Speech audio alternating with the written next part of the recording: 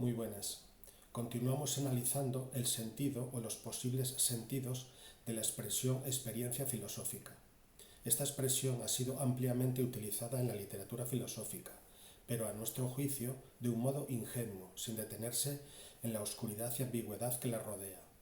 Generalmente se emplea como sinónimo de conocimiento filosófico o de practicar filosofía, es decir, la experiencia de llevar a cabo la actividad filosófica. Sin embargo, ni la noción de práctica ni la noción de filosofía son unívocas, lo que hace que la expresión resulte en una confusión de significados. Nosotros consideramos que para dotar de una mínima claridad a esta expresión es necesario, como hicimos en el vídeo anterior, distinguir entre tipos de filosofía, modos en que puede hacerse presente la filosofía en la sociedad, los diferentes sujetos de experiencia posibles. Solo a partir de estos análisis previos podremos alcanzar, creemos, un mínimo de claridad y distinción para interpretar la expresión experiencia filosófica. Esto es precisamente lo que haremos en este vídeo, donde finalmente ofreceremos una definición más o menos clara de lo que consideramos que puede entenderse por experiencia filosófica. Comencemos con el saber filosófico. El saber filosófico puede manifestarse bien como filosofía mundana, como filosofía académica. Sin embargo, la filosofía no se reduce únicamente a concepciones filosóficas o sistemas de pensamiento. También abarca las querellas filosóficas que nos encontramos en la historia de la filosofía, las disputas teóricas, las corrientes históricas que nos encontramos en la historia de la filosofía, como el materialismo, el idealismo. También hay que tener en cuenta las tradiciones filosóficas como la occidental, la oriental, etc. Todo esto es importante porque nuestra experiencia de la filosofía va a ser muy diferente si la experiencia la suscita una determinada concepción filosófica o si la suscita el conocimiento de una determinada tradición o pertenecer a una determinada tradición filosófica. Particular interés, desde nuestro punto de vista, tiene el modo en que la filosofía puede expresarse y operar en la sociedad, su implantación y su difusión. Aquí es clave distinguir entre la filosofía en sentido esencial, las ideas y la relación lógica entre ellas, y la filosofía en sentido existencial o sociológico, o sea, su implantación sociológica, su impacto en instituciones y colectivos.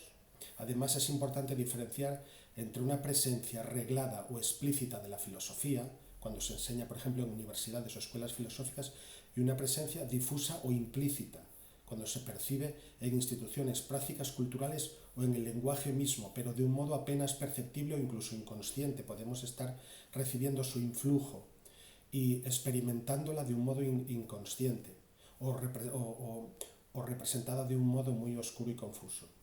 En cuanto al sujeto de la experiencia filosófica, como hemos comentado en el vídeo anterior, este no se limita a los individuos, también el sujeto de experiencia pueden ser grupos, generaciones, civilizaciones o incluso instituciones, y ser ellas las que experimentan la filosofía en alguna de sus modalidades.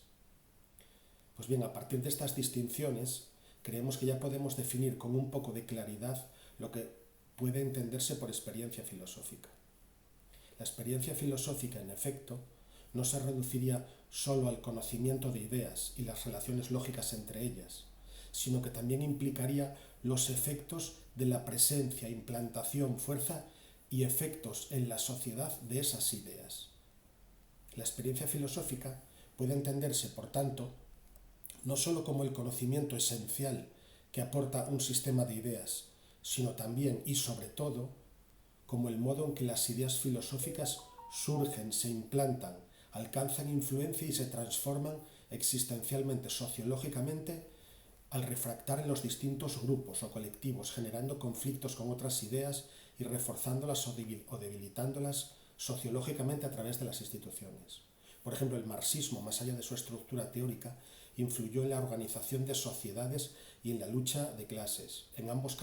En cualquier caso, la difusión y el impacto de esta corriente no fue solo resultado de la potencia lógica de sus ideas, sino también de su alianza con movimientos políticos o sociales, muchas veces sin que esa fuera su intención original. Pero cuando hablamos de experiencia filosófica, debemos considerar no solo la distinción entre filosofía en sentido esencial y filosofía en sentido existencial o sociológico, sino también si su presencia en la sociedad es explícita o bien si es implícita cuando se infiltra en instituciones, el lenguaje o la cultura sin ser percibida de manera evidente.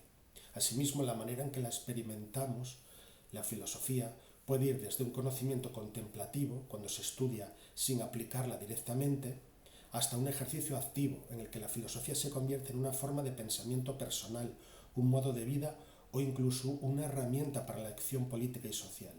Además, hay que tener en cuenta que el sujeto de esta experiencia puede ser un individuo, un grupo, una clase social, una institución, una o varias generaciones, etc.